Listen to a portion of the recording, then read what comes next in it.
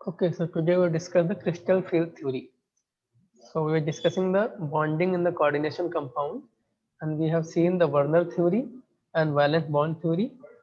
Now today we'll discuss the crystal field theory.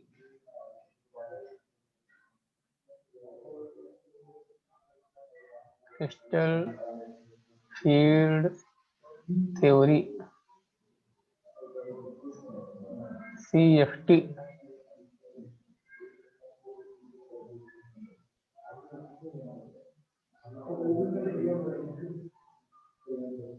ठीक है, तो क्रिस्टल फील्ड थ्योरी क्या होता है? So it was originally crystal field theory substance की ऑप्टिकल प्रॉपर्टीज को एक्सप्लेन करने के लिए प्रपोज की गई थी। उसके बाद इसका एप्लीकेशन कोऑर्डिनेशन कंपाउंड में भी आ गया। तो what are the main point of crystal field theory? तो क्रिस्टल फील्ड थ्योरी एज्यूम करती है कि जो आपका लिगेंड है वो एक पॉइंट चार्ज होता है। लिगेंड एक आपका पॉइंट चार्ज होता है और लिगेंड और सेंट्रल मेटल एटम के बीच में जो इंटरेक्शन होता है वो इलेक्ट्रोस्टैटिक इंटरेक्शन होता है। वैलेंस बॉन्ड थ्योरी क्या एज्यूम करती थी? वो इंटरेक्शन कोवैलेंट है। But crystal field theory assume करती है कि जो आपका लिगेंड है that is a point charge and the interaction between central metal atom and the ligand is the electrostatic or ionic in nature, right? This is the first point. वो central metal atom और उसको ligand को charges के हिसाब में consider yes, उनको charges assume करके assume करता है भाई उनके बीच में आयनिक इंटरेक्शन है। यहाँ पे कोवैलेंट एज्यूम नहीं करता वो ना। तो पहला ये पॉइंट लिख लीजिए, assume CFT assumes ligand to be point charges. CFT assumes ligand to be point charges and interaction between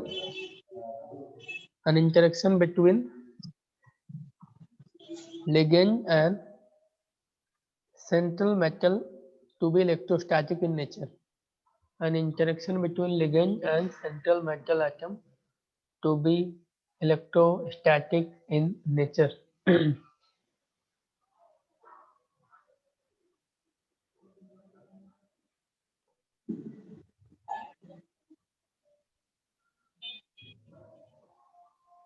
clear? अब एक्चुअली क्या होता है, यदि हम लोग मतलब मेटल को गैसियस स्टेट में कंसीडर करें, metal atom in the gaseous state, तो उसमें जो डी ऑर्बिटल होती है, जो 5 डी ऑर्बिटल होती है, we know that they are degenerate in nature. इसका मतलब क्या होता है? उनका एनर्जी बराबर होता है, because we know that all the orbitals belonging to the same subshell are degenerate in the nature, that is they have equal energy. ठीक है। नाउ यदि कोई स्फेरिकल फील्ड है, स्फेरिकली सिमेट्रिकल फील्ड है, तो स्फेरिकली सिमेट्रिकल फील्ड में क्या होगा? लाइगेंड जो आपके जो डी ऑर्बिटल हैं उनका एवरेज एनर्जी तो बढ़ जाएगा, बट वो सबका ही बढ़ेगा, चाहे वो डी एक्स वाई हो, चाहे डी वाई जेड हो, चाहे D X square Y square हो, चाहे डी जेड स्क्वायर हो। तो कोई भी डी ऑर्बिटल हो, ऑल्दो जो उनका एवरेज एनर्जी लेवल पहले था in the absence of any field, तो स्फेरिकली सिमेट्रिकल फील्ड में उनका जो एवरेज एनर्जी लेवल है वो बढ़ जाएगा, लेकिन सबका ही बढ़ेगा। तो अभी भी उनका डीजेनरेसी मेंटेन रहेगा, बट एवरेज एनर्जी लेवल जब कोई फील्ड नहीं था उसकी कंपेयर में बढ़ जाएगा। ये बात समझ आई? ठीक है। नाउ एक्चुअली जब लेकिन जो यहाँ पे जो लाइगेंड का फील्ड होता है, वो लाइगेंड का फील्ड जो होता है वो स्फेरिकली सिमेट्रिकल नहीं होता है। लाइगेंड का फील्ड स्फेरिकली सिमेट्रिकल नहीं होता है, तो उसकी वजह से क्या होता है, जो 5 डी ऑर्बिटल हैं उसमें कुछ डी ऑर्बिटल का एनर्जी लेवल बढ़ जाता है और कुछ का एनर्जी लेवल कम हो जाता है। तो उसकी वजह से क्या होता है, डी ऑर्बिटल का जो डीजेनरेसी है वो मेंटेन नहीं रहता है और D orbital 2 set of orbital में स्प्लिट हो जाती है, एक हायर एनर्जी और एक लोअर एनर्जी। ठीक है। तो पहले कुछ पॉइंट नोट डाउन कर लीजिए, उसके बाद हम समझेंगे कैसे होता है। तो नेक्स्ट पॉइंट लिखना, the 5 D orbital In isolated gaseous metal atoms, the 5d orbitals in isolated gaseous metal atom oblique ions have same energy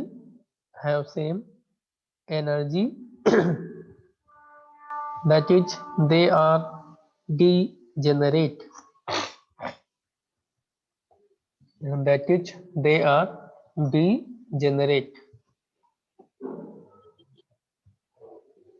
ठीक है।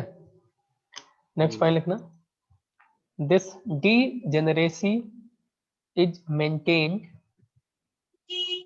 if spherically symmetrical field of negative charges.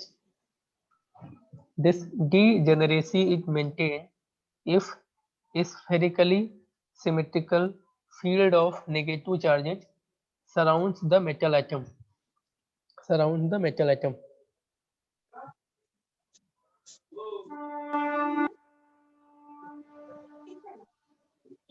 Negative atom surrounds the metal atom oblique ion.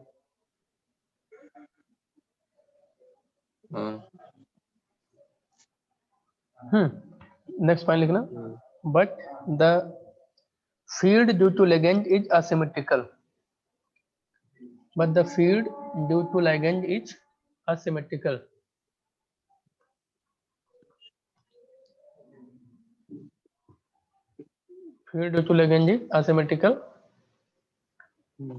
So the degeneracy of d orbital is destroyed.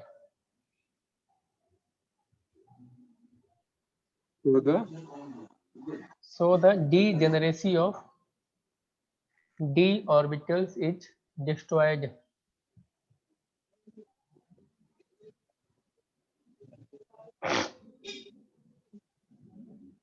It results in splitting of d orbital.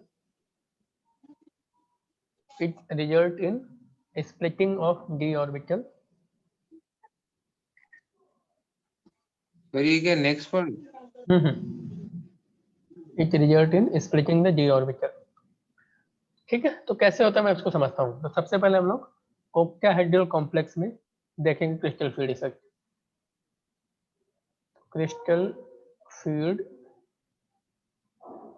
Effect in octahedral complex.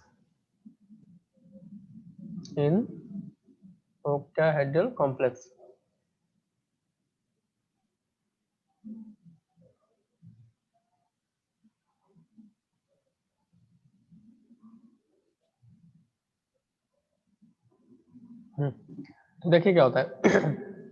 हम लोग यहाँ पे assume करते हैं कि जो ligand है वो कोऑर्डिनेट एक्सिस के अलोंग अप्रोच करता है मेटल एटम को।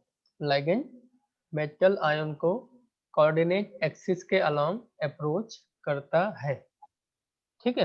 तो अभी क्या होता है हमारे पास, देखो dxy, dyz, dxz, dx square Y square and dz square, ये 5 ऑर्बिटल है ना। अब क्या हुआ हमारे पास ये 5 ऑर्बिटल है, देखो मैं दिखा रहा हूँ कैसे होता है स्प्लिटिंग ऑक्टाहेड्रल में। I have this 5 orbitals. अब लाइगेंड क्या है, लाइगेंड अप्रोच करना स्टार्ट किया मेटल एटम को। तब वो जो मेटल एटम से कंसिडरेबल डिस्टेंस पे रहता है, हम लोग बोलते हैं मेटल एटम से इनफाइनाइट डिस्टेंस पे रहता है। तो इनफाइनाइट डिस्टेंस का मतलब होता है जब मेटल आयन और लाइगेंड के बीच में इंटरेक्शन सिग्निफिकेंट न हो।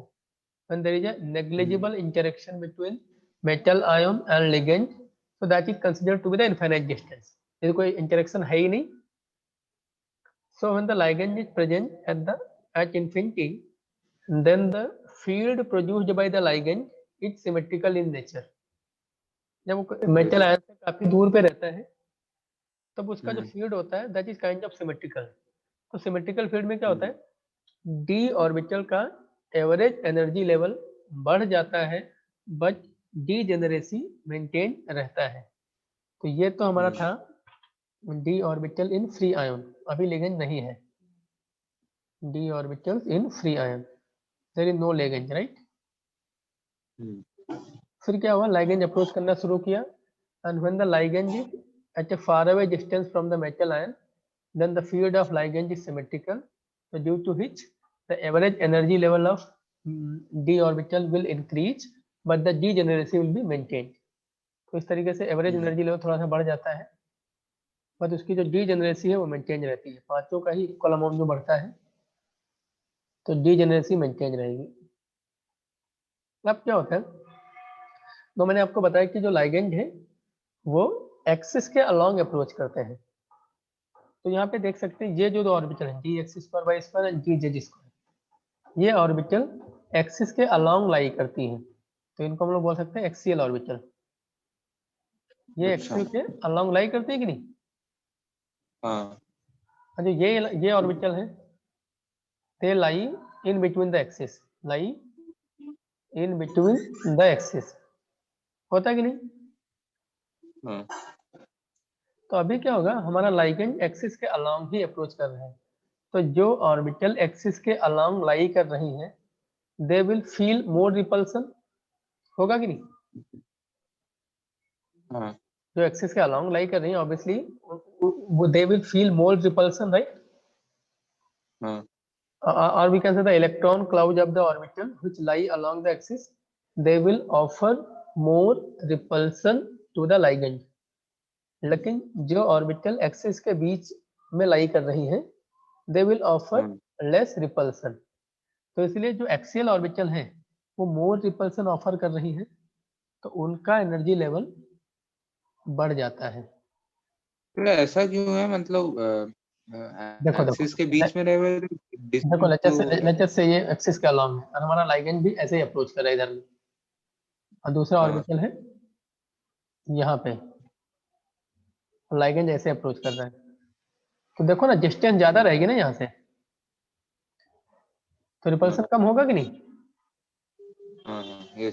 ठीक है, तो अभी इनमें रिपल्सन ज्यादा हो जाएगा तो इनका energy level average energy level से बढ़ जाता है, लेकिन जो ऑर्बिटल एक्सिस के बीच में लाई कर रही हैं उनका एवरेज एनर्जी लेवल इससे कम हो जाता है।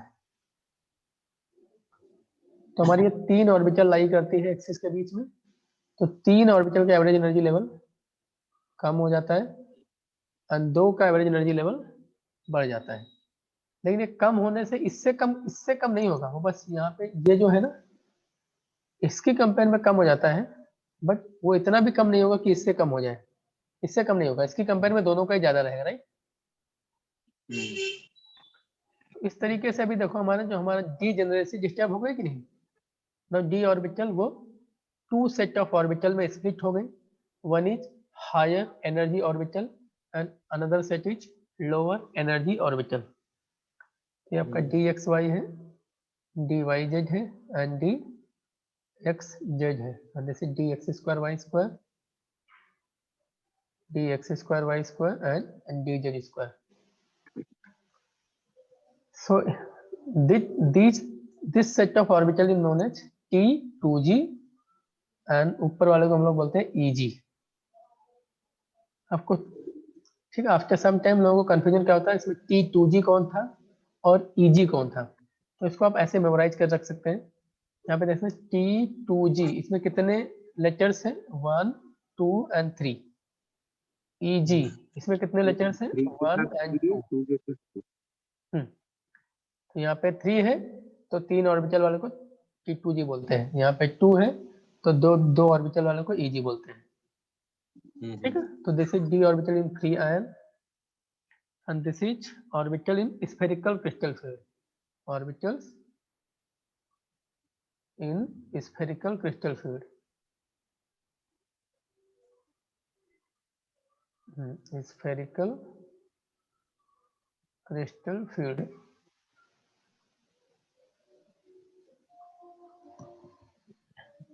अब यहाँ पे क्या होता है, द इंक्रीज लेट्स से ये जो टोटल स्प्लिटिंग, बताइए। सर ये वाला जो आप ये जो डंबल शेप किए हैं ये मेटल का है ना? हाँ मेटल का है, ऑब्वियसली मेटल का ही ना। जो ये वाला छोटा सा जो किया है वो लाइगेंड है, वो लाइगेंड अप्रोच कर रहा है अब देखो यहाँ पे हाँ, लेक्चर से टोटल स्प्लिटिंग हुई डेल्टा, मैं टोटल स्प्लिटिंग डेल्टा ओ से रिप्रेजेंट कर रहा हूँ, ओ रिप्रेजेंट कर रहा है यहाँ पे ओक्टाहेड्रल। तो द इंक्रीज इन ईजी ये आपका 0.6 डेल्टा ओ के बराबर होता है, 0.6 delta O. And decrease in T2G ये होता है आपका माइनस 0.4 डेल्टा ओ। तो माइनस रिप्रेजेंट कर रहा है डिक्रीज। बताइए ईजी और T2G है क्या ये चीज? इससे टफ ऑर्बिटल को बोलते हैं, जिनका एनर्जी बढ़ जाता हाँ? है, जिनका एनर्जी बढ़ जाता है उनको बोलते हैं ईजी, एंड जिनका एनर्जी कम हो जाता है ध्यान होना T2G set of orbital. In orbital को T2G बोल देते हैं, ऊपर वाले को ईजी बोल देते हैं। ओके, ये बस नोमेनक्लेचर है, वो कुछ नहीं। जैसे टोटल जो एनर्जी गैप है डेल्टा ओ है, तो increase in the energy of EG is 0.6 delta O and decrease in the energy of T2G 0.4 delta O. Minus sign represent कर रहा है कि एनर्जी डिक्रीज हो रही है, राइट। तो इस तरीके से हमारा ओक्टाहेड्रल कॉम्प्लेक्स में स्प्लिटिंग हो जाती है। तो कॉपी कर लीजिए इसको थोड़ा, हो गया। ठीक है। अब आप देख सकते हैं जैसे माना कि हम इलेक्ट्रॉन्स को यहाँ पे फिल करेंगे, तो अभी इनका एनर्जी कम है और ऊपर वालों का एनर्जी ज्यादा है, तो पहले इलेक्ट्रॉन किसमें जाएंगे, इसमें जाएंगे, फिर ऊपर वाले में जाएंगे, राइट। हाँ, ठीक है।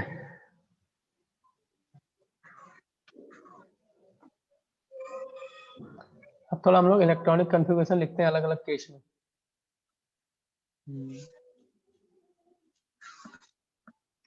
अब देखो यदि इलेक्ट्रॉनिक कन्फिगरेशन आपका D1 है या फिर D2 है या फिर D3 है,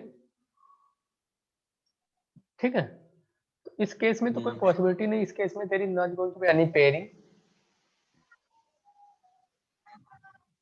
और इनर d ऑर्बिटल हो जाएगा ये, इनर d ऑर्बिटल कॉम्प्लेक्स। देखो देखो हमारे पास तीन ही इलेक्ट्रॉन है, यदि तीन ही इलेक्ट्रॉन है तो देखो यहाँ पे according to the Hund's rule, according to the aufbau principle, इन तीनों का एनर्जी बराबर है, इसका भी एनर्जी, इसका भी एनर्जी, इसका बराबर है। Now according to the Hund's rule of maximum multiplicity, जो सेम एनर्जी की ऑर्बिटल्स हैं उसमें सबसे पहले एक एक इलेक्ट्रॉन देना होता है, उसके बाद पेयरिंग कराना होता है। अगर हमारे पास एक ही इलेक्ट्रॉन है तो पॉसिबिलिटी क्या है, वो इधर चला जाएगा, फिर दो है तो दूसरा वाला यहाँ चला जाएगा, तीन है तो तीसरा वाला यहाँ पे चला जाएगा। अब जब चौथा इलेक्ट्रॉन आएगा फर्स्ट ब्लॉक में जाएगा। हाँ, तब देखना होगा क्या करना है। तो यहाँ पे तो कोई पॉसिबल, यहाँ पे तो एक ही पॉसिबिलिटी है, कोई दिक्कत नहीं। Now for 4, 5 and 6th electron, दो पॉसिबिलिटीज हैं, देयर आर टू पॉसिबिलिटीज। दो पॉसिबिलिटीज क्या है, there are two possibilities. What are those two possibilities? देखो एक तो ये भी हो सकता है कि भाई इलेक्ट्रॉन ईजी ऑर्बिटल में चला जाए, इलेक्ट्रॉन ईजी ऑर्बिटल में चला जाए। और दूसरा पॉसिबिलिटी क्या है कि इलेक्ट्रॉन T2G ऑर्बिटल में ही पेयर अप हो जाए, इलेक्ट्रॉन T2G ऑर्बिटल में पेयर अप हो जाए। तो या तो पेयरिंग हो सकती है या इलेक्ट्रॉन ऊपर ईजी ऑर्बिटल में जा सकता है। अब ठीक है, now whether pairing will happen और electron will occupy the eg orbital, ये कौन डिसाइड करेगा? यहाँ पे दो पॉसिबिलिटीज क्या है, pairing of electron in T2G, और सेकंड पॉसिबिलिटी क्या है, electron occupies EG. Now whether pairing will happen or electron will occupy EG, it will be decided by the something called delta O and pairing energy. Pairing energy. यहाँ पे delta O क्या है? Delta O है splitting in the, this is the splitting in orbital. Orbital में splitting होने के बाद कितना एनर्जी गैप जनरेट हुआ, ये वो रिप्रेजेंट करता है। ये पेयरिंग एनर्जी का रिप्रेजेंट करता है, सेम ऑर्बिटल में इलेक्ट्रॉन को पेयर कराने के लिए जो एनर्जी सप्लाई करना पड़ेगा आपको। जैसे किसी ऑर्बिटल में इलेक्ट्रॉन पहले से ही बैठा हुआ है, आप उसमें दूसरा इलेक्ट्रॉन घुसाना चाहते हैं, तो जो अंदर इलेक्ट्रॉन बैठा वो इनकमिंग इलेक्ट्रॉन को रिपेल करेगा कि नहीं? तो वहां पे इलेक्ट्रॉन को पेयर कराने के लिए आपको एनर्जी सप्लाई करना पड़ेगा कि नहीं? तो उसी को हम लोग पेयरिंग एनर्जी बोलते हैं। एंड डेल्टा ओ क्या है? वो जो दो ऑर्बिटल के बीच का जो एनर्जी गैप है, जो स्प्लिटिंग हुआ, उसको बोलते हैं डेल्टा ओ। वो यहाँ पे रिप्रेजेंट कर रहा है ऑक्टेहेड्रल फ्लूइड को। ठीक है। अब यदि पेयरिंग एनर्जी ज्यादा हुई डेल्टा ओ से, if P is greater than delta o, तब क्या होगा? तब electron will occupy eg orbital. Electron will occupy eg orbital, because pair कराने में तो आपको और ज्यादा एनर्जी सप्लाई करना पड़ रहा है ना। And if P is less than delta O, then pairing will occur. Then pairing will occur. ठीक है। अब यहाँ पे रोल आता है आपका लाइगेंड का, कि लाइगेंड स्ट्रॉन्ग फील्ड है या फिर वीक फील्ड है। ठीक है। तो लाइगेंड, अब ये देखो, यदि स्ट्रॉन्ग फील्ड लिगेंड हुआ आपका, यदि स्ट्रॉन्ग फील्ड लिगेंड हुआ, तो स्ट्रॉन्ग फील्ड लिगेंड क्या करेगा? स्ट्रॉन्ग फील्ड लिगेंड मतलब उसका जो फील्ड होगा वो स्ट्रॉन्ग होगा, it will have strong field. यदि फील्ड स्ट्रॉन्ग होगा तो obviously it will cause more splitting of the orbital. जो ऑर्बिटल के बीच में जो एनर्जी गैप है वो ज्यादा हो जाएगा। तो स्ट्रॉन्ग फील्ड लिगेंड के केस में क्या होगा? स्ट्रॉन्ग फील्ड लिगेंड के केस में डेल्टा ओ आपका हाई रहेगा, तो इसीलिए delta O will become greater than P. यदि डेल्टा ओ पी से ज्यादा हो जाएगा तो ऑब्वियसली क्या होगा? यहाँ पे पेयरिंग हो जाएगा कि नहीं? तो इसीलिए हम लोग वहां पे देखे थे, अब इसके पहले हम लोग देखे थे कि स्ट्रॉन्ग फील्ड लिगेंड उसमें पेयरिंग हो जाता है। अभी लॉजिक समझ आया कि नहीं? और यदि वीक फील्ड लिगेंड है तो weak field ligand will cause less splitting. यदि वीक फील्ड लिगेंड है तो it will cause less splitting, मतलब डेल्टा ओ का वैल्यू कम रहेगा। So delta O will become less than P, then no pairing. ये बात समझ पाएगी नहीं? हाँ।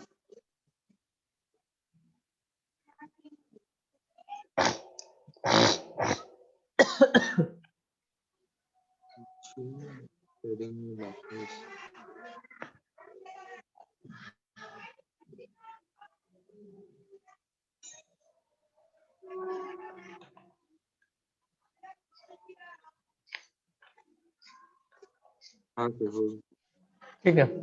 अब यहाँ पे एक पॉइंट और समझना। Now one more thing you have to understand here. देखो, यदि इलेक्ट्रॉन का पेयरिंग हो गया T2g ऑर्बिटल में,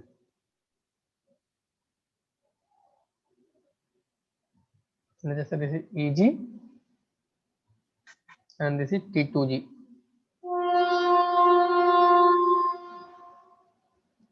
This is 0.6 delta O. This is minus 0.4 delta O. अब यदि इलेक्ट्रॉन आपका Eg में जा रहा है तो आपके सिस्टम का एनर्जी बढ़ रहा है कि नहीं बढ़ रहा है? बढ़ रहा है। हाँ, electron goes in Eg, then energy increases. हाँ। Energy increases and energy increase करेगा then stability will decrease. Yes. लेकिन यदि electron, if electron is paired up in T2g, is paired up in T2g, तो आपका एनर्जी डिक्रीज होगा और आपका stability increase होगा कि नहीं? Yes, sir. अब पेयरिंग किस केस में होती है? स्ट्रॉन्ग फील्ड लिगेंड में होती है। तो इसीलिए बोल रहा था कि इसीलिए बोला था for D4, D5, D6 and D7 configuration. D7 configuration जो स्ट्रॉन्ग फील्ड लिगेंड वाले कॉम्प्लेक्स होते हैं वो वीक फील्ड लिगेंड की कंपेयर में ज्यादा स्टेबल होते हैं। Got the point? अरे और एक बार बोलिए। देखो, जब पेयरिंग हुई तो एनर्जी कम हुई कि नहीं, हाँ और स्टेबिलिटी बढ़ी कि नहीं बढ़ी? यस जब पेयरिंग नहीं हुई तो एनर्जी बढ़ गई, तो स्टेबिलिटी कम हो गई। स्टेबिलिटी कम गई। हाँ नो पेयरिंग कब होती है? जब स्ट्रॉन्ग फील्ड लिगेंड होता है। हाँ इससे होता है स्ट्रॉन्ग फील्ड लिगेंड के केस में स्टेबिलिटी बढ़ जाएगी। हाँ वीक फील्ड लिगेंड में तो पेयरिंग नहीं होगी, मतलब उसमें स्टेबिलिटी कम हो जाएगी। हाँ नाउ हाँ फॉर हाँ yes. D4 to D7 configuration, strong हाँ फील्ड लिगेंड वाले जो कॉम्प्लेक्स होते हैं वो ज्यादा स्टेबल होते हाँ हैं compare to weak field ligand वाले, राइट? तो यस। इसको कॉपी कर लेना। For D4 to D7 configuration,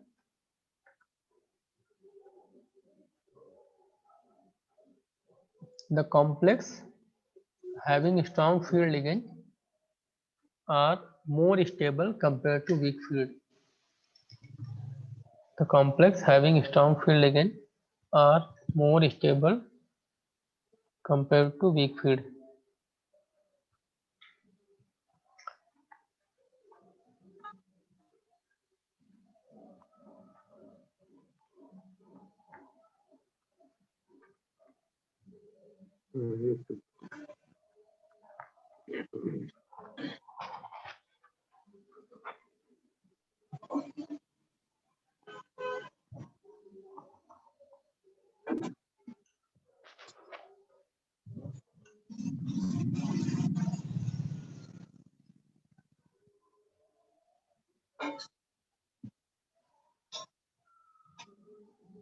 ठीक है। हाँ यस सर। अब स्ट्रॉन्ग फील्ड की प्रेजेंस की वजह से जो कॉम्प्लेक्स की एनर्जी में जो डिक्रीज होता है, that is known as crystal field stabilization energy. उसको क्या बोलते हैं? Crystal field stabilization energy. तो नेक्स्ट पॉइंट ये लिख लेना, crystal field stabilization energy.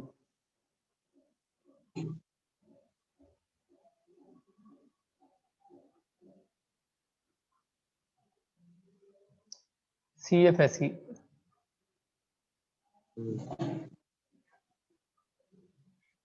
So write down the extra stabilization due to ligand field. The extra stabilization due to ligand field in comparison to normal situation in the extra stabilization due to ligand field in comparison to normal situation in comparison to normal situation in comparison to normal situation। now यहाँ पे हमारा हाँ normal situation से मतलब क्या है, तो bracket में लिख लेना। what do we mean by normal situation? write down in bracket, if there would have been no splitting, हाँ if there would have been no splitting, or if there would have been spherically symmetrical ligand field, if there would have been no splitting or if there would have been spherically symmetrical ligand field।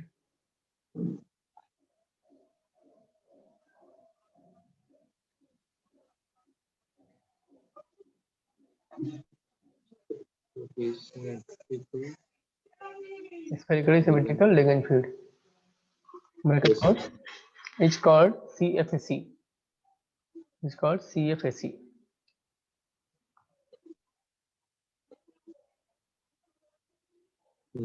Crystal field stabilizer energy निकालने का formula होता है, although वैसे question पूछे नहीं जाते, लेकिन फिर भी इन केस पूछ ले तो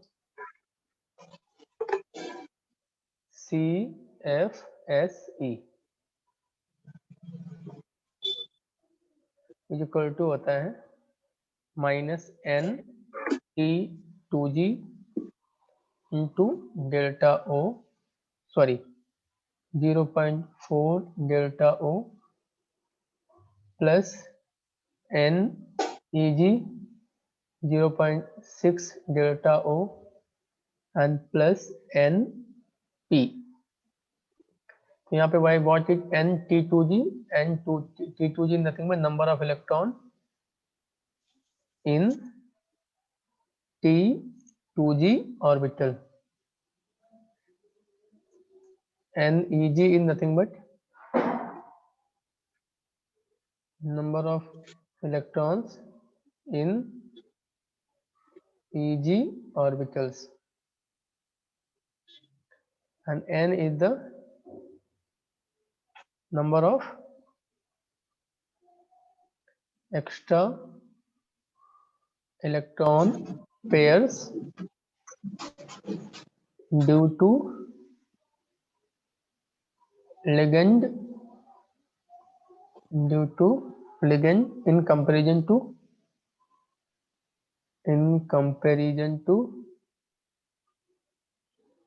normal degenerate configuration.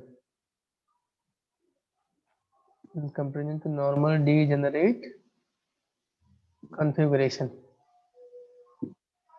In comparison to normal degenerate configuration. यदि LHS से स्प्लिटिंग नहीं हुआ होता तब जो कॉन्फ़िगरेशन होगा पहले उसको लिखो, स्प्लिटिंग होने के बाद जो कॉन्फ़िगरेशन होगा उसको लिखो। अब देखो स्प्लिटिंग होने की वजह से कितने एक्स्ट्रा इलेक्ट्रॉन का पेयरिंग हुआ है, जो कि यदि स्प्लिटिंग नहीं हुआ होता तो नहीं होता। ठीक है, अभी एग्जांपल लेंगे तो समझ आ जाएगा। तो इसका मतलब यह है, यदि एज्यूम कर लो कि भाई स्प्लिटिंग नहीं हुआ है, ऑर्बिटल डीजेनरेट है, और उस सिचुएशन में इलेक्ट्रॉनिक कन्फिगरेशन लिख दो, फिर स्प्लिटिंग कराने के बाद इलेक्ट्रॉनिक कन्फिगरेशन लिख दो, फिर देख लो कि भाई स्प्लिटिंग वाले में कितने इलेक्ट्रॉन का एक्स्ट्रा पेयरिंग हो गया। तो जो एक्स्ट्रा पेयर्ड इलेक्ट्रॉन है वही यहाँ पे n है। ये बात क्लियर हुई कि नहीं?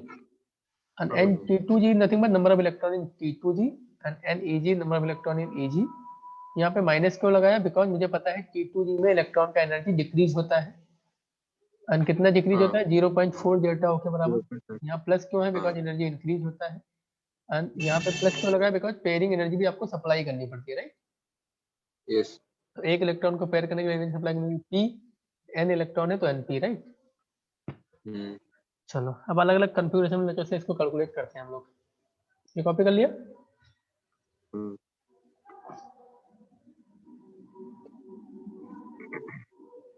Let's do the calculations।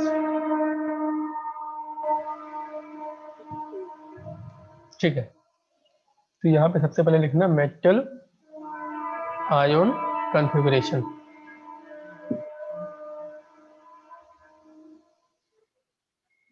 इधर में आप एग्जांपल लिख सकते हैं, फिर यहाँ पे Eg में कितने इलेक्ट्रॉन है लिख लेना, यहाँ पे लिख लेना कॉन्फ़िगरेशन,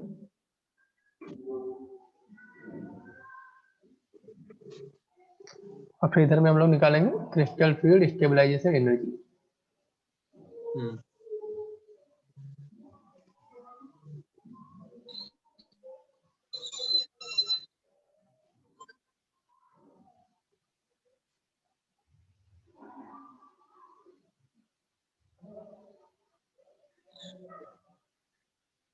जैसे हमारे पास D1 है,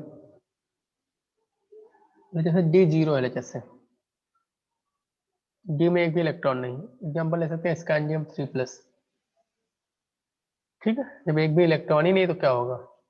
T2G 0 0 0 and Eg 0, crystal field stabilization energy भी 0।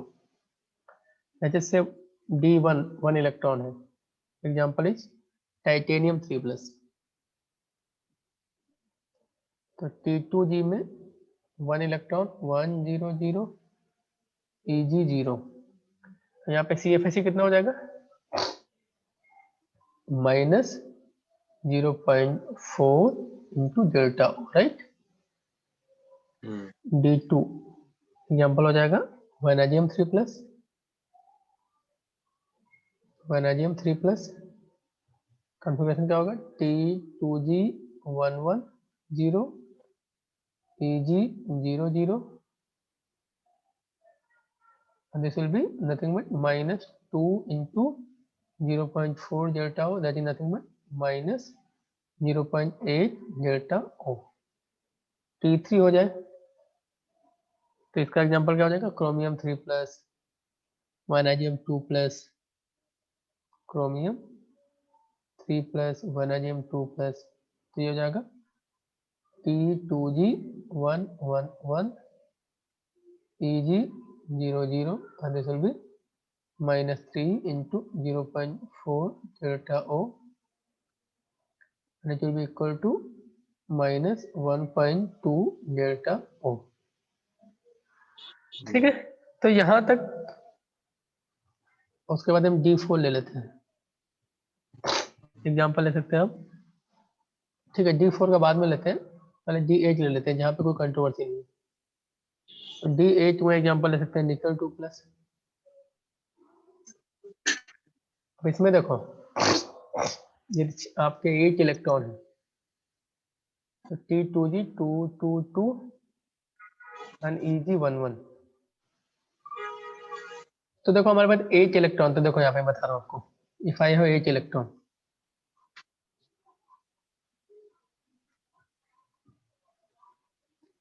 पहले आप कैसे भरेंगे? एक इसमें जाला, एक इसमें जाला, एक इसमें जाला। अब लेचर से क्या है, यदि स्ट्रॉन्ग फील्ड लिगेंड है तो स्ट्रॉन्ग फील्ड लिगेंड होगी, तब क्या करेंगे आप, पहले पेयरिंग करा देंगे।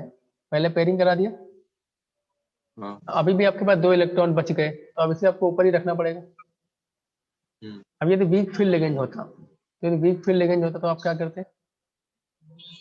वीक फील्ड लिगेंड में क्या करते आप, पहले एक यहाँ रखते, एक यहाँ रखते, एक यहाँ रखते, फिर एक ऊपर रखते, ऐसे ऐसे। और अभी आपके पास 3 इलेक्ट्रॉन बचे हैं, तो आप नीचे पेयर कराते कि नहीं? तो वीक फील्ड हो ये चाहे स्ट्रॉन्ग फील्ड हो, दोनों में कन्फिगरेशन सेम आ रहा है कि नहीं? यहाँ पे it is weak field ligand और strong field ligand, there is not going to be any difference, correct?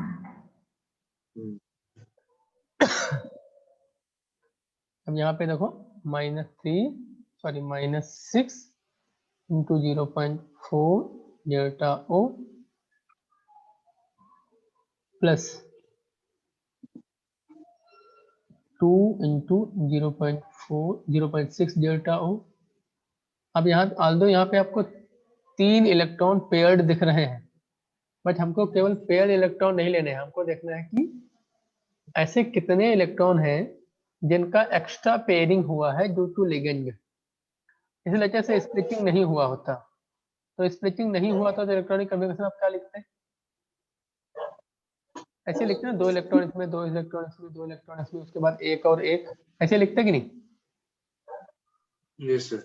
Splitting होने के बाद भी इलेक्ट्रॉनिक कन्फिगरेशन सेम आ रहा है कि नहीं आ रहा है? मतलब स्प्लिटिंग की वजह से क्या एक्स्ट्रा इलेक्ट्रॉन का पेयरिंग हुआ क्या?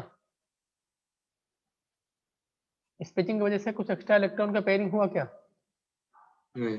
तो यहाँ पे n की वैल्यू 0 है, मतलब there is no extra electron which is paired due to the splitting. Splitting की वजह से किसी एक्स्ट्रा इलेक्ट्रॉन का पेयरिंग नहीं हुआ, तो इसलिए हम लोग यहाँ पे पेयर्ड इलेक्ट्रॉन 0 लेके चलेंगे। ये कितना बन गया अभी?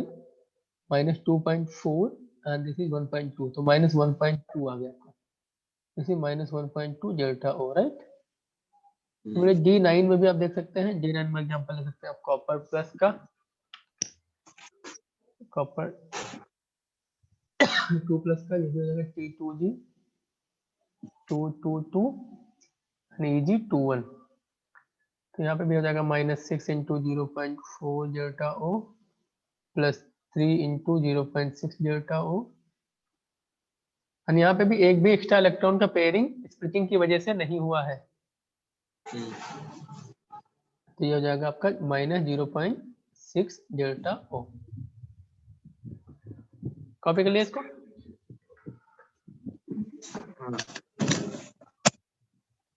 वॉशरूम से यस।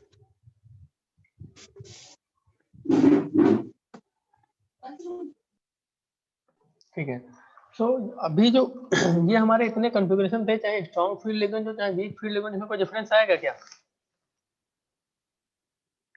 नहीं। सेम रहेगा, तो लिख लेना for above configuration there is no effect of nature of ligand.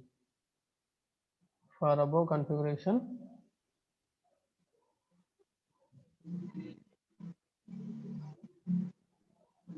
There is no effect of nature of ligand, right?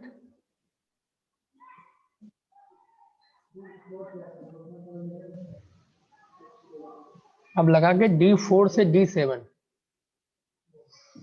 Ligand का इफेक्ट पड़ जाता है। जैसे मैं एग्जांपल लेता हूँ D4, जैसे D4 है तो इसमें एग्जांपल ले सकते हैं हम लोग, जैसे क्रोमियम 2+ में D4 होता है। अब यदि यहाँ पे स्ट्रॉन्ग फील्ड लिगेंड हुआ, तो इधर देखो मैं दिखा रहा हूँ आपको, स्ट्रॉन्ग फील्ड लिगेंड हुआ तो पहले यहाँ पे एक एक इलेक्ट्रॉन गया। स्ट्रॉन्ग फील्ड लिगेंड होगा तो इलेक्ट्रॉन ऊपर न जाने के बजाय यहाँ पे पेयर अप हो जाएगा। तो स्ट्रॉन्ग फील्ड लिगेंड केस में कॉन्फ़िगरेशन क्या हो जाएगा,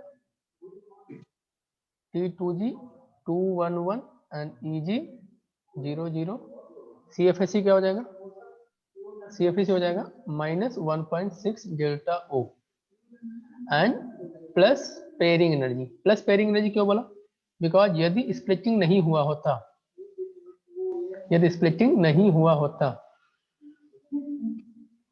तो एक इलेक्ट्रॉन यहाँ जाता है, एक यहाँ जाता है, एक यहाँ जाता है, एक यहाँ जाता है, एक भी इलेक्ट्रॉन का पेयरिंग होता क्या, नहीं। स्प्लिटिंग होने की वजह से एक इलेक्ट्रॉन का पेयरिंग हो गया कि नहीं। हाँ। यहाँ पे एक एक्स्ट्रा इलेक्ट्रॉन का पेयरिंग हुआ, इसीलिए मैं यहाँ पे +P लिख रहा हूँ, राइट। Yes sir, yes. अब यदि वीक फील्ड लिगेंड होता है, यहीं पे वीक फील्ड लिगेंड होता तो पेयरिंग नहीं होती और इलेक्ट्रॉन EG ऑर्बिटल को ऑक्युपाई करता। तो 111 एंड EG1, तो ये कितना हो गया, -1.2 एंड +6, तो ये -0.6 आ गया डेल्टा O, राइट। यहाँ पे किसी इलेक्ट्रॉन का पेयरिंग हुआ ही नहीं तो P तो 0 हो जाएगा, राइट। अब जैसे D5 है, तो D5 में भी एग्जांपल कुछ जैसे स्ट्रॉन्ग फील्ड लिगेंड है तो पेयरिंग हो जाएगी दो इलेक्ट्रॉन की, 221 एंड EG00, और यहाँ पे ये कितना बन जाएगा, -2.0 डेल्टा O एंड दो एक्स्ट्रा इलेक्ट्रॉन के पेयरिंग हुआ है यहाँ पे, राइट। बिकॉज यदि 5 इलेक्ट्रॉन है, यदि स्प्लिटिंग नहीं हुआ था तो पेयरिंग एक का भी नहीं होता, राइट। लेकिन यहाँ पे पेयरिंग दो का हो गया। अब यदि वीक फील्ड लिगेंड है तो एक का भी पेयरिंग नहीं होगा, T2G 111 एंड EG11, ये कितना हो जाएगा, 0 हो जाएगा यहाँ पे, स्प्लिटिंग एनर्जी विल बी 0। अब सिमिलरली D6 है, तो यदि स्ट्रॉन्ग फील्ड लिगेंड हुआ तब क्या होगा, तीनों का पेयरिंग हो जाएगा 222, राइट, एंड EG00, ठीक है। अब यहाँ पे कितना हो जाएगा, -2.4 डेल्टा O। ऑल्दो यहाँ पे 3 पेयर्ड अप इलेक्ट्रॉन है, लेकिन एक्स्ट्रा पेयरिंग दो का ही हुआ है, बिकॉज यदि स्प्लिटिंग नहीं भी हो और हमारे पास 6 इलेक्ट्रॉन हमको भरने हैं तो 2 इलेक्ट्रॉन का तो पेयरिंग हो ही जाएगा, राइट, राइट। तो एक्स्ट्रा पेयरिंग कितने की हुई, एक्स्ट्रा पेयरिंग केवल 2 की हुई है। तो एक्स्ट्रा पेयरिंग केवल 2 की ही हुई है ड्यू टू द स्प्लिटिंग, तो इसलिए 2P लिख रहा हूँ, 3P नहीं लिखूंगा ना। एंड वीक फील्ड लिगेंड हो जाए तो क्या होगा, तो T2G यहाँ पे 211 एंड EG11 ऐसा होगा, राइट। पहले एक एक इलेक्ट्रॉन गया पांचों में, फिर पेयरिंग हुई, राइट। ये हो जाएगा -1.6 -0.4 delta O and extra pairing यहाँ पे एक की भी नहीं हुई, राइट। बिकॉज एक पेयरिंग तो एक पेयरिंग तो स्प्लिटिंग नहीं हुआ होता तब भी हो रही थी, राइट। समझ पा रहे कि नहीं। तो लास्ट वाला और एक बार बताइए। देखो एक्स्ट्रा पेयरिंग यहाँ पे एक का भी नहीं हुआ, बिकॉज यदि स्प्लिटिंग नहीं भी हो रही थी तब भी एक इलेक्ट्रॉन का तो पेयरिंग हो ही रहा है। हाँ। तो यहाँ पे भी एक का ही पेयरिंग हुआ है, तो there is no extra pairing, right. दो पेयरिंग है अभी। हाँ, यस सर। एंड D7 में भी क्या होगा, यदि स्ट्रॉन्ग फील्ड लिगेंड हुआ तो पहले ये नीचे पेयर हो जाएंगे सारे, उसके बाद एक इलेक्ट्रॉन बचा तो उसको ऊपर जाना ही पड़ेगा ना। ये हो जाएगा -2.4 एंड 6 -1.8 डेल्टा O एंड यहाँ पे एक्स्ट्रा पेयरिंग हुई है केवल 2 की, ऑल्दो 3 पेयर्ड अप है लेकिन एक्स्ट्रा पेयरिंग केवल एक की ही हुई है। बिकॉज यदि आपको 7 इलेक्ट्रॉन डी जनरेट में भी भरने हैं तो 2 का तो पेयरिंग हो ही जाएगा ना, 2 का पेयरिंग तो हो ही जा रहा है। एक्स्ट्रा पेयरिंग केवल एक की हुई है, तो इसलिए हम केवल P ऐड करेंगे, only 1 extra pairing.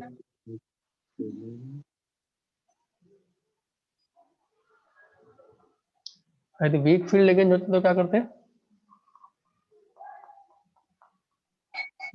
There is weak field ligand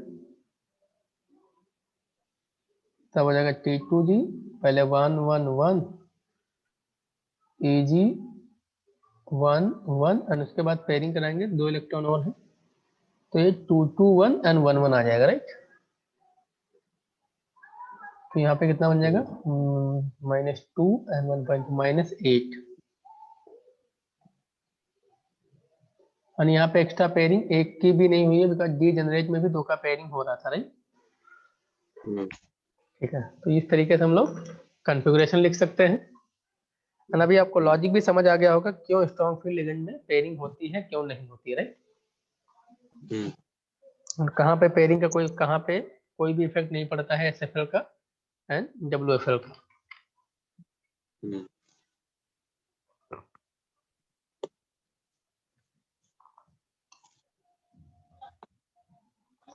ये क्लियर हो गया? चलो,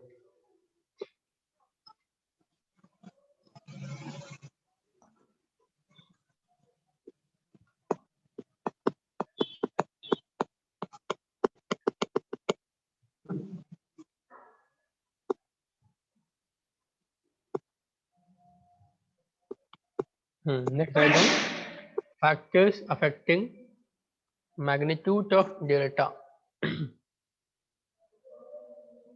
Factors affecting magnitude of orbital splitting energy, that is delta. Orbital splitting energy, that is nothing but delta.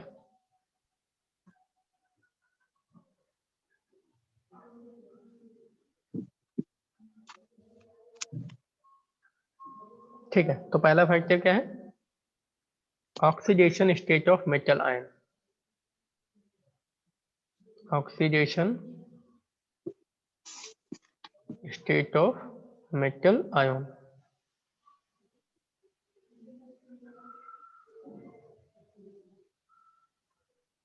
ठीक है, so higher is the charge on central metal atom, higher is the delta. Higher is oxidation state of CMA, central metal atom, higher is delta. जितना ज़्यादा oxidation state होगा splitting energy भी उतनी ज़्यादा होगी। For example let us say I have FeCN whole 6 4 minus and FeCN whole 6 3 minus. तो यहाँ पे देखो ऑक्सीजन स्टेट +2 होगा, यहाँ पे +3 होगा, तो स्प्लिटिंग एनर्जी +3 वाले में ज्यादा हो जाएगा, राइट। लेकिन जब मैं एक फैक्टर का इफेक्ट देख रहा हूँ तो बाकी सारे फैक्टर सेम रहने चाहिए, कोऑर्डिनेशन नंबर सेम रहना चाहिए, लिगेंड भी सेम होना चाहिए ना। अच्छा, नेक्स्ट आ जाता है nature of metal ion. Nature of metal ion,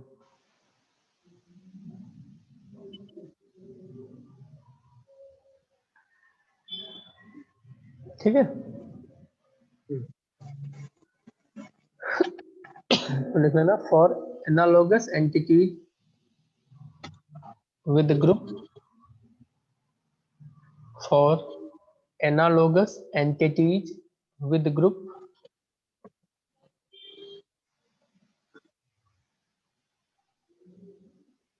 for analogous entities with group,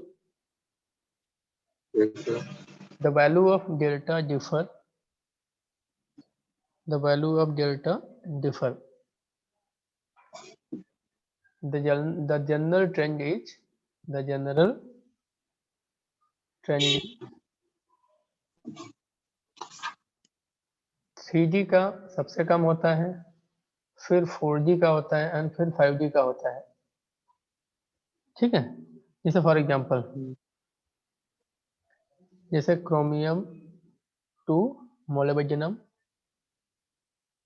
group number देखो, ग्रुप नंबर 6 को देखो ना, क्रोमियम टू मोलिब्डेनम, और we can say group number जिसमें कोबाल्ट आता है, cobalt to ruthenium.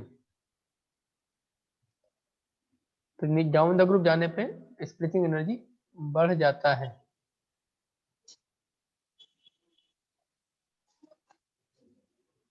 Down the group जाने पे स्प्लिटिंग एनर्जी बढ़ जाता है। प्रोवाइडेड ऑक्सीडेशन स्टेट सेम होना चाहिए, इसीलिए मैंने लिख दिया for analogous entities.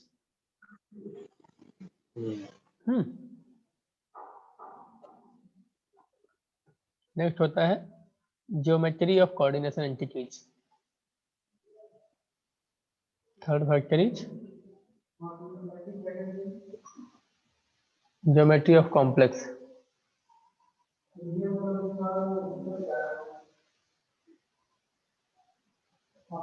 Geometry of complex.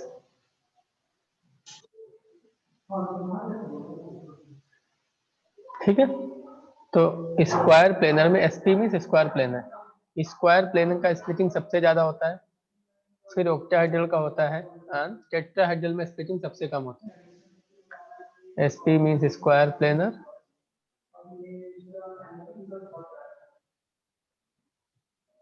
O for octahedral and T for tetrahedral।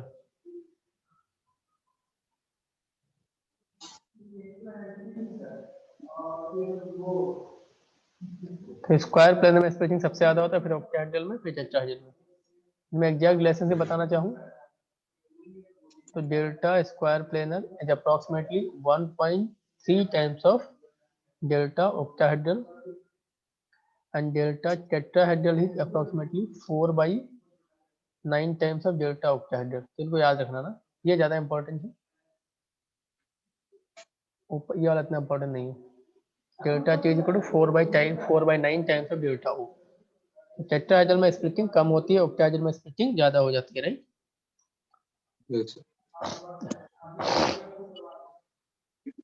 ये सब चीजें ध्यान रखना ना, ये सब क्वेश्चंस में इनका एप्लीकेशन आता है।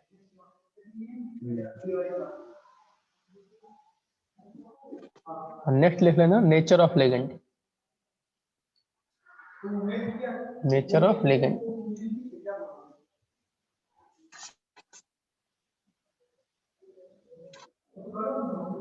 Nature of ligand.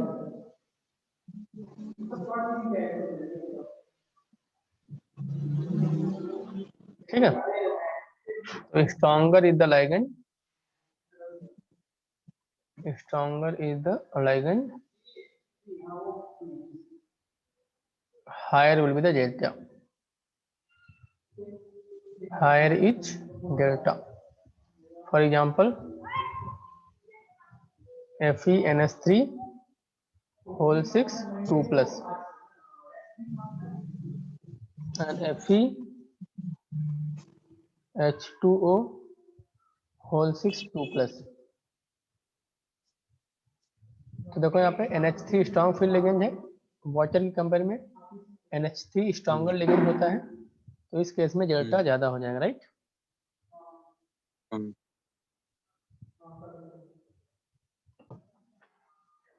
Next we discuss the properties of coordination compound.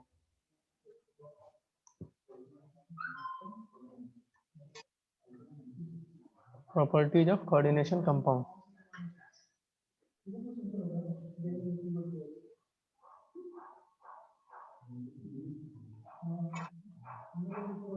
Properties of coordination compound.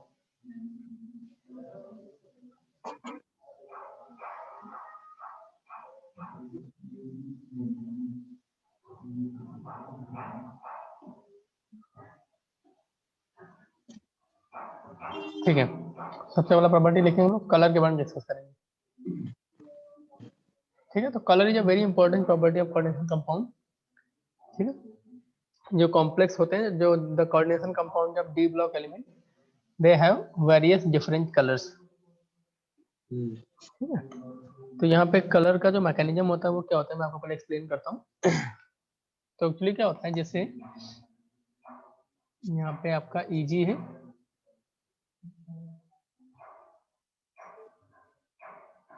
And ये T2G है। ठीक है। अब जब हम लोग क्या करते हैं, जैसे यहाँ पे इलेक्ट्रॉन है, तो जब ये इलेक्ट्रोमैग्नेटिक रेडिएशन को एब्जॉर्ब करता है, तो इलेक्ट्रॉन एनर्जी को एब्जॉर्ब करके T2G से EG में एक्साइट हो जाता है। तो this is excitation of electron. कौन सा एनर्जी? कोई भी एनर्जी सप्लाई करते हैं हम लोग, ओके। इलेक्ट्रोमैग्नेटिक रेडिएशन, तो एनर्जी को ऑब्जॉर्व करके ये T2G से EG में जंप मार जाता है। अब हमको पता है हायर एनर्जी स्टेट स्टेबल तो होता नहीं, तो फिर से हाँ। स्टेट से जब ग्राउंड स्टेट में जंप मारता है, जैसे डी एक्साइटेशन, तो ऑब्वियसली एनर्जी रिलीज करेगा। This is release energy. ये जो रिलीज एनर्जी है, this correspond to the colour. जो रिलीज एनर्जी का जो कलर होता है, वही आपके कॉम्प्लेक्स का कलर होता है। बात समझ आएगी नहीं? ये बेसिकली यहाँ पे कॉम्प्लेक्स के कलर का मैकेनिज्म रहता है। ठीक है, इसको बना लो पहले।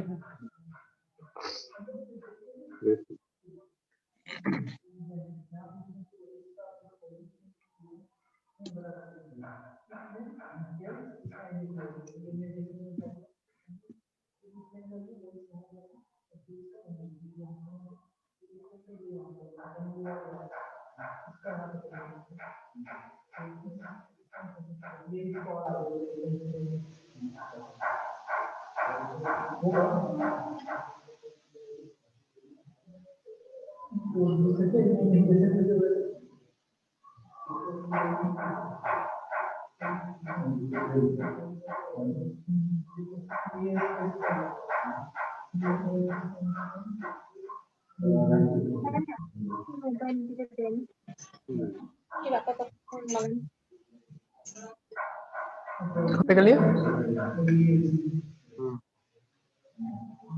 ठीक है, तो एक दो लाइन लिख लेना यहाँ पे। सर यस, बताइए।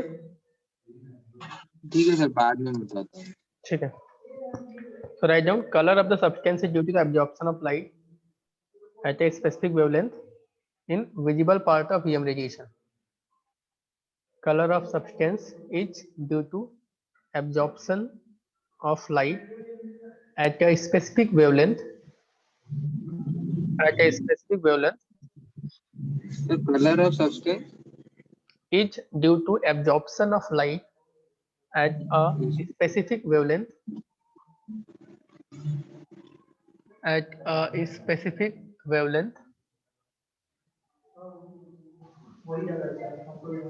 in visible part of EM radiation. In visible part of EM radiation.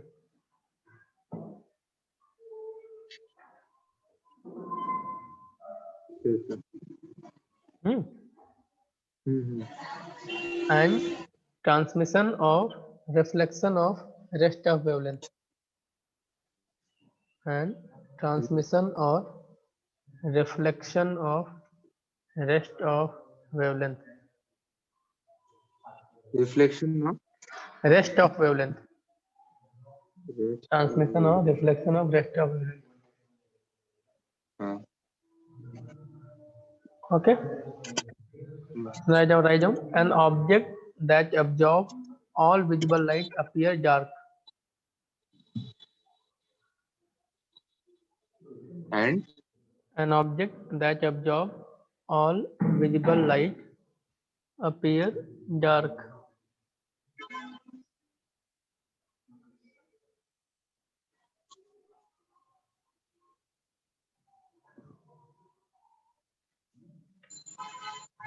yes sir.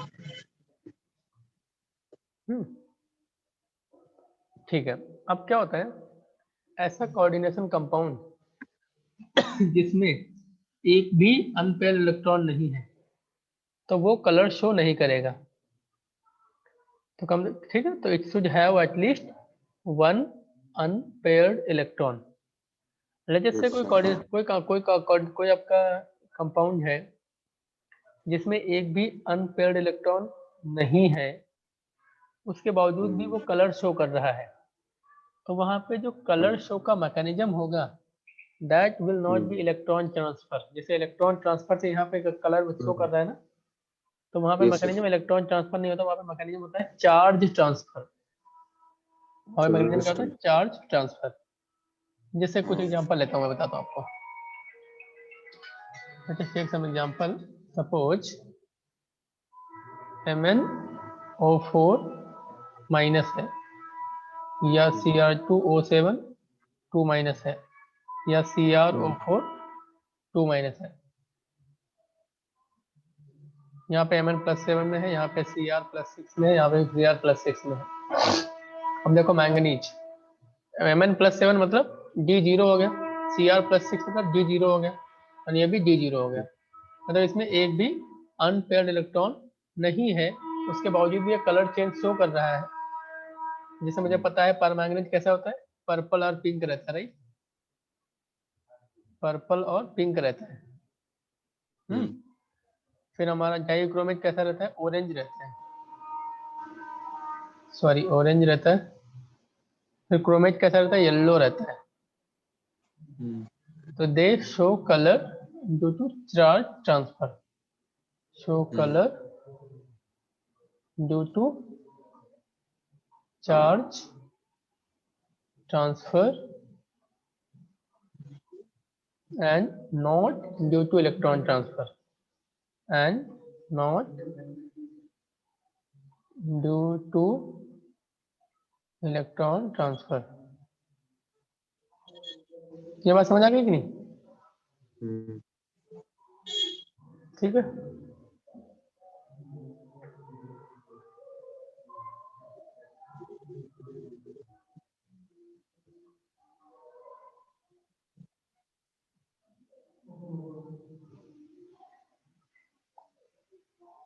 Yes. ठीक है।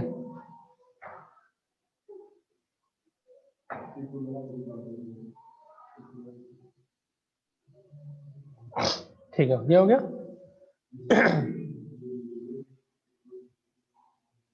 तो नीचे स्टेटमेंट लिख लेना, coordination compounds which have at least one unpaired electron show color due to electron transfer। coordination compound which have at least one unpaired electron show color due to electron transfer। Having at least one unpaired show electron color due to electron transfer। show color due to electron transfer। Yes, sir. ठीक है। अब यहाँ पे एक बहुत important चीज होती है, जो कोऑर्डिनेशन कंपाउंड होते हैं वो कॉम्प्लीमेंट्री कलर शो करते हैं। What do mean by complementary colour? जो लाइट एब्जॉर्ब हो रहा है, एब्जॉर्ब होने के बाद जो रिमेनिंग लाइट है वो उसका कलर शो करते हैं। Got the point? जो रिमेनिंग लाइट है उसका कलर शो करते हैं। तो this is very important point, write down. Coordination compound show complementary colour to that of absorbed wavelength. coordination compound show complementary color to that of absorbed wavelength। So complementary color to that of absorbed wavelength। show complementary color to that of absorbed wavelength। Complementary colour क्या है? हाँ दिखा रहा हूँ ना। Complementary colour मतलब क्या होता है?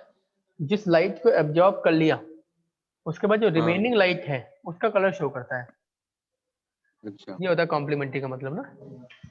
जैसे यहाँ पे देखो, वायलेट इंडिगो में ऐसे लिख रहा हूँ, ब्लू ग्रीन, इसको ऐसे लिखने violet indigo blue green yellow orange and red, right? तो यदि वायलेट और इंडिगो को एब्जॉर्ब करता है तो येलो का कलर शो करेगा, ब्लू एब्जॉर्ब करता है तो ऑरेंज शो करेगा, और ग्रीन एब्जॉर्ब करता है तो रेड शो करेगा, या फिर रेड एब्जॉर्ब करता है तो ग्रीन शो करेगा, सो राइट। वायलेट इंडिगो एब्जॉर्ब करता है तो येलो का शो करेगा, ब्लू एब्जॉर्ब करता है तो ऑरेंज शो करेगा, एंड ग्रीन एब्जॉर्ब करता है तो क्या शो करेगा, रेड शो करेगा। ठीक है, यहाँ से एक लेसन और लेना है। यदि लेटेस्ट से वो लो एनर्जी रेडिएशन को एब्जॉर्ब कर रहा है तो कलर हाई एनर्जी रेडिएशन के करस्पॉन्डिंग शो करेगा। तो जो लो को एब्जॉर्ब कर लिया तो जो रिमेनिंग एनर्जी पैटर्न होगा उसमें जो हाई एनर्जी पैटर्न होंगे, हाई एनर्जी रेडिएशन होंगे, वो प्रोमिनेंट रहेंगे, तो ऑब्वियसली उसका कलर शो करेगा। So if absorbed lambda is more, then it will show color corresponding to low wavelength।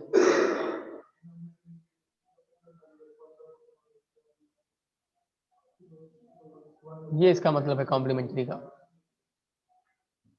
बात समझ आई? ये बहुत इंपॉर्टेंट कंसेप्ट है। देखो अभी यदि डेल्टा की वैल्यू हाई है तो एब्जॉर्ब एनर्जी हाई होगी, एब्जॉर्ब एनर्जी वो हाई होगी। यदि एब्जॉर्ब एनर्जी हाई होगी मतलब लैम्डा एब्जॉर्ब लो होगा,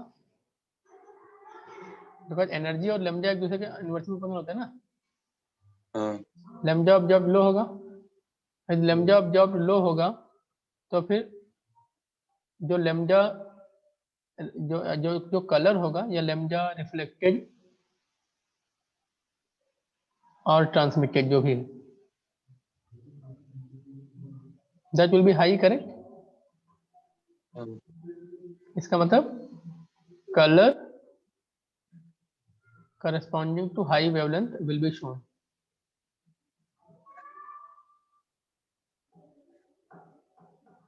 to high wavelength will be shown, high lambda। ये बात समझ आई कि नहीं?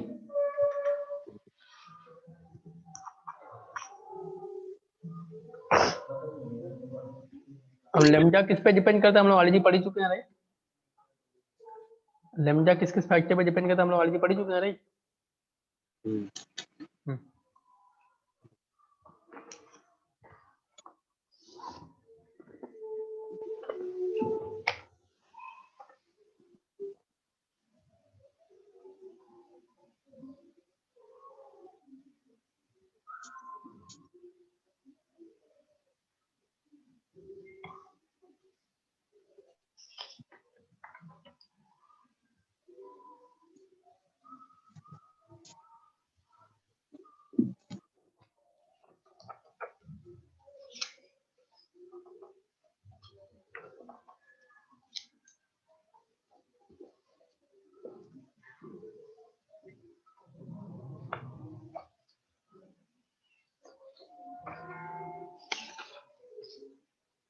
ये कॉपी कर लिया?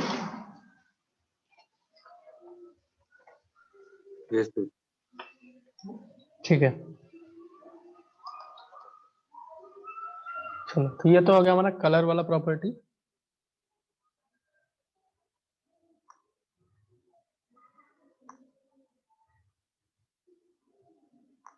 नेक्स्ट हम जैसे करेंगे मैग्नेटिक प्रॉपर्टी। मैग्नेटिक प्रॉपर्टी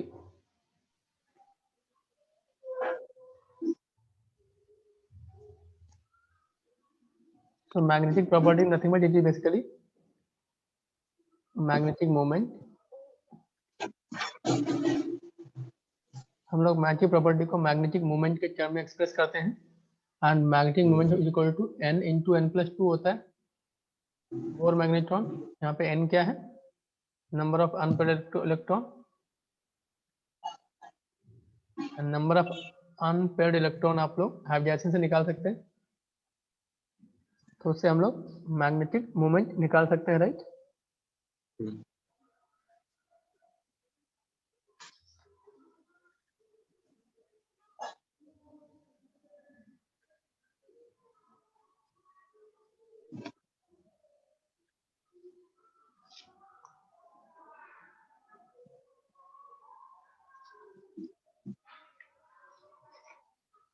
ये बात समझ आ गई?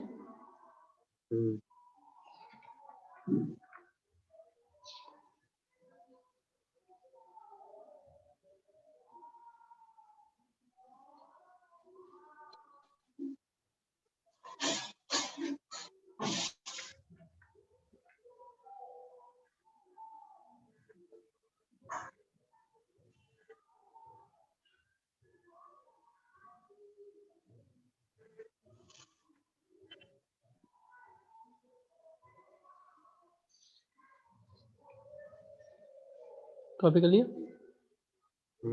Yes sir.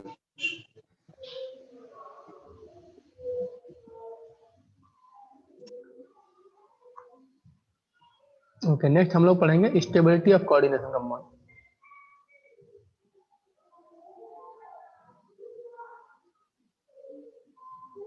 स्टेबिलिटी ऑफ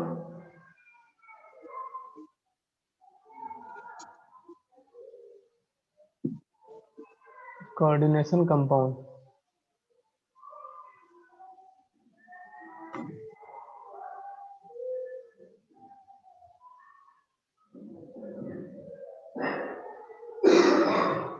ठीक है, तो यहाँ पे हम लोग स्टेबिलिटी कोऑर्डिनेशन कंपाउंड कैसे बनते हैं पहले देखो।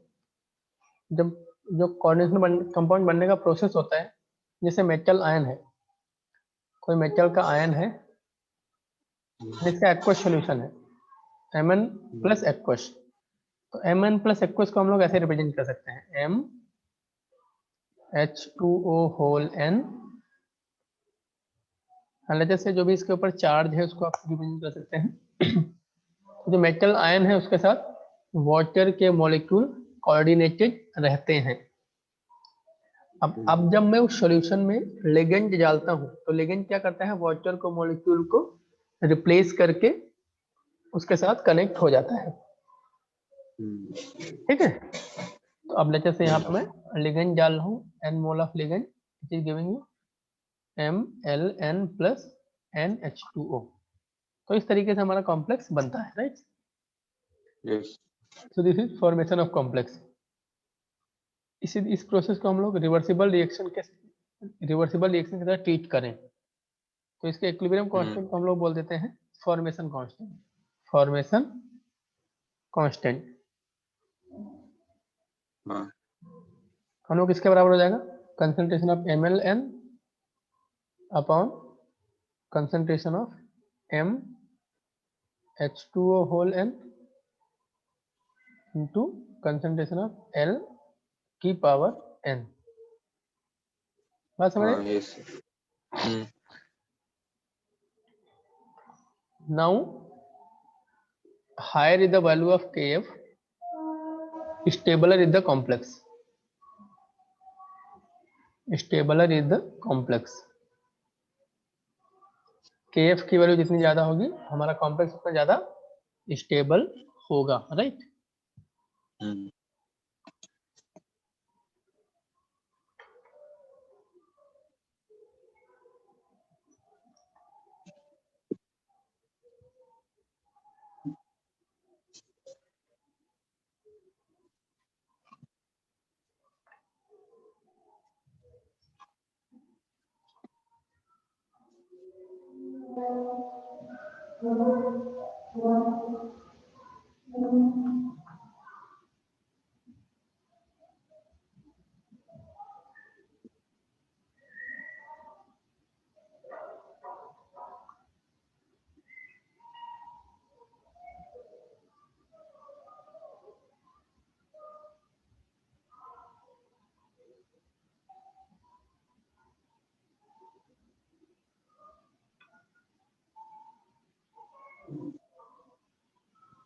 हो गया। ओके,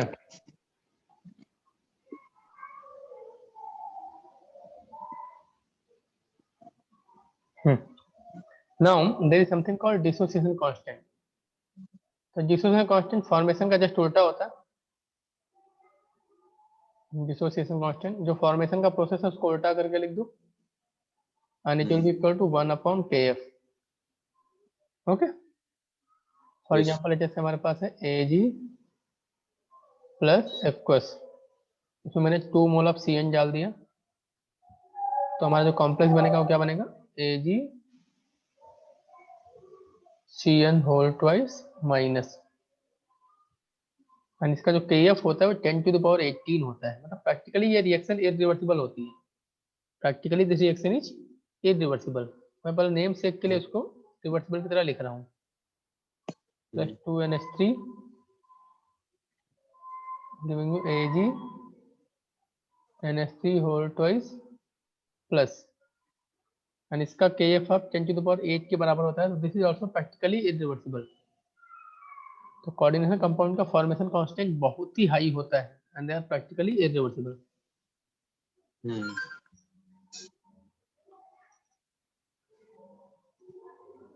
ठीक है, अब ऊपर वाली प्रोसेस को हम लोग अलग अलग स्टेप्स में तोड़ के लिख सकते हैं, जिसको मैंने एक साथ लिख दिया था उसको हम लोग अलग अलग स्टेप में तोड़ के लिख सकते हैं। पहले एक लिगेंड लिया MH2O whole N-1 into L plus H2O, फिर इसने दूसरा लिगेंड एक्सेप्ट किया, तो इसको हम N स्टेप्स में ब्रेक करके लिख सकते हैं, राइट।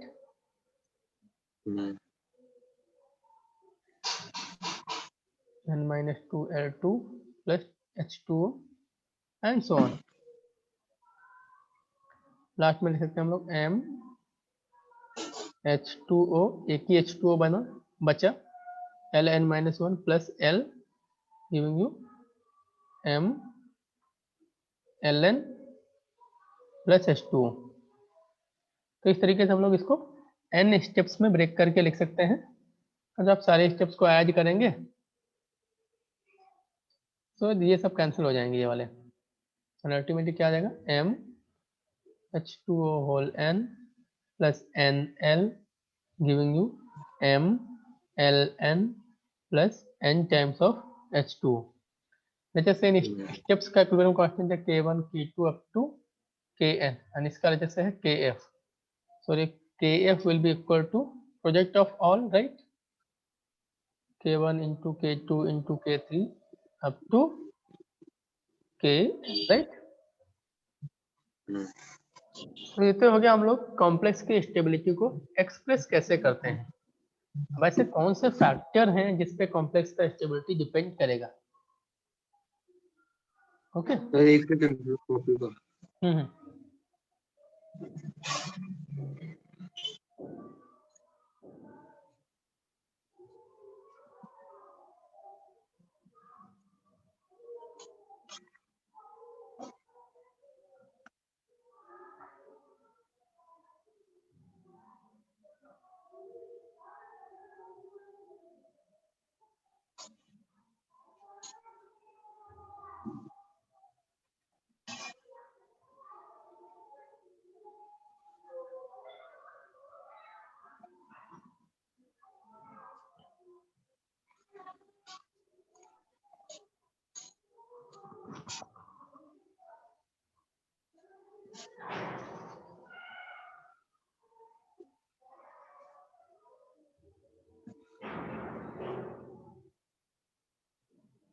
ओके, क्लियर हो गया। ठीक है, next write down factors affecting the stability.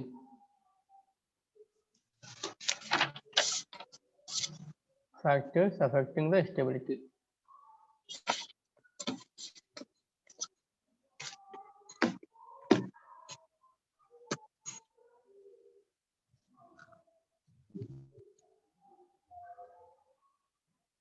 Factors affecting the stability,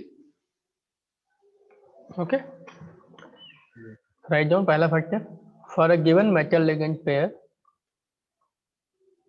for a given metal ligand pair,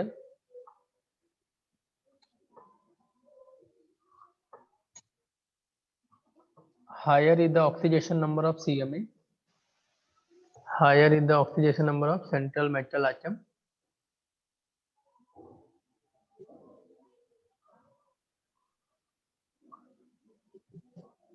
higher will be the stability। For a given metal ligand pair, higher is the oxidation number of central metal atom, higher will be the stability। जैसे FeCN whole 6 4 minus है, and FeCN whole 6 CN whole 6 3 minus है, यहाँ पे +2, यहाँ पे +3, तो ये ज़्यादा स्टेबल हो जाएगा बिकॉज यहाँ पे ऑक्सीजन स्टेट ज़्यादा है। पहला तो फैक्टर हो गया oxidation number, right.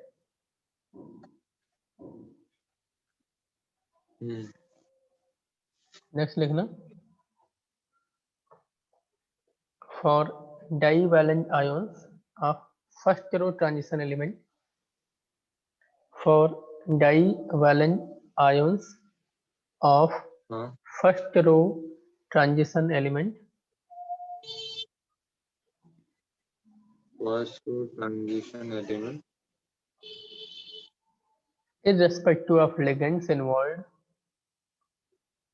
irrespective of ligands involved, हाँ the stability varies in Irving-Williamson's order. The stability varies in Irving-Williams order. ये कौन सा ऑर्डर है? बता रहा हूँ ना, देखो, manganese 2 is less than iron 2 is less than cobalt 2 is less than nickel 2 is less than copper 2, and zinc का कॉपर से कम हो जाता है। ठीक है, जिंक का कॉपर से कम हो जाता है, तो यहाँ पे थोड़ा सा ध्यान देना, के बाद निकल है मतलब सीक्वेंस में ही है, बट यहाँ पे थोड़ा सा चेंज हो रहा है sequence. Exception.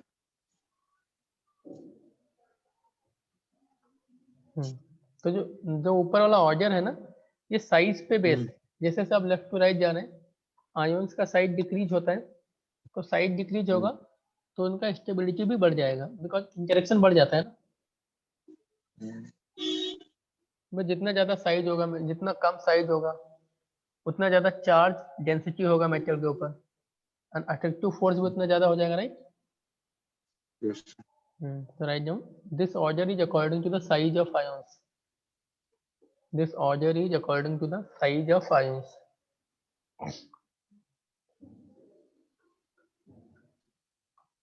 Smaller is the size of ion, greater is the charge density on metal. Smaller is the size of ion, greater is the charge density on metal, and greater will be the stability. And greater will be the stability.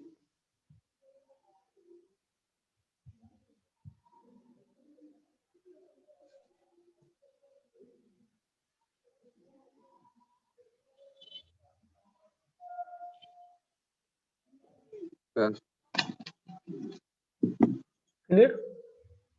And third factor is, यदि कहीं पे chelate chelate या ring बनता है, कहीं पे भी chelation मतलब होता है फॉर्मेशन ऑफ रिंग, यदि कहीं पे रिंग फॉर्मेशन होता है तो वो कॉम्प्लेक्स ओपन चेन की कंपेयर में ज्यादा स्टेबल होते हैं। Okay, so write down, if there is a formation of ring, then that complex is more stable compared to open chain.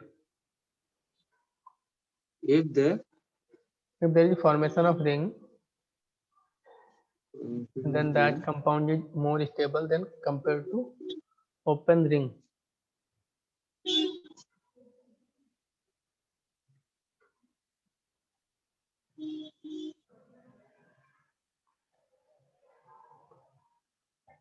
Right?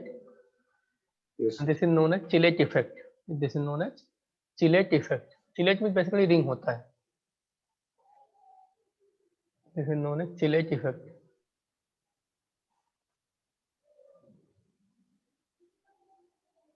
Yes sir. ठीक है, एक एग्जांपल लेते हैं। तो इसी में लिखना ना, more are the number of rings more will be the stability. More are the number of rings more will be the stability.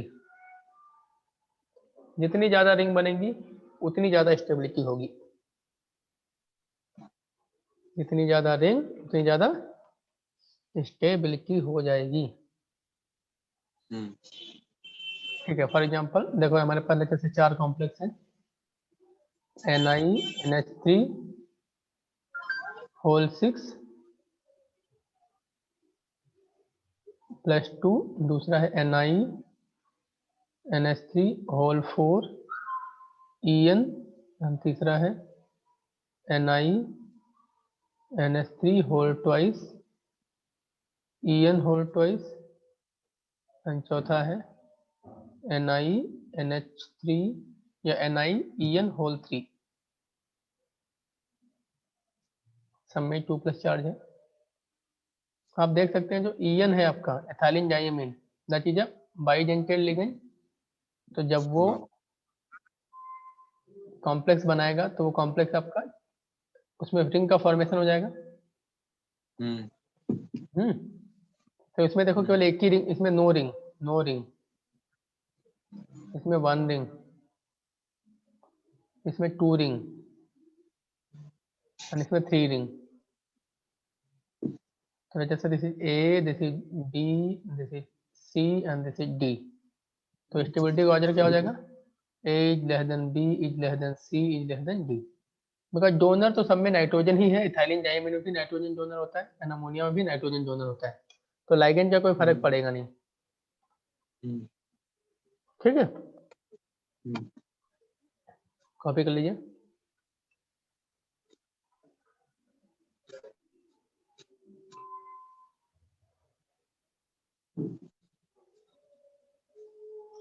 फिर हम लोग एक फैक्टर को पहले ही पढ़ चुके हैं कि जो स्ट्रॉन्ग फील्ड लिगेंड होता है वो कॉम्प्लेक्स की स्टेबिलिटी को बढ़ाता है, राइट।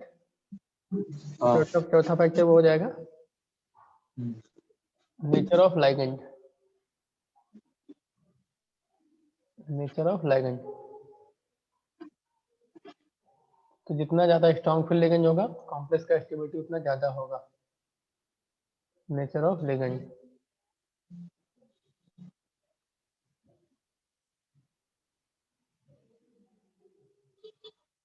तो स्ट्रॉन्गर इज द लिगेंड,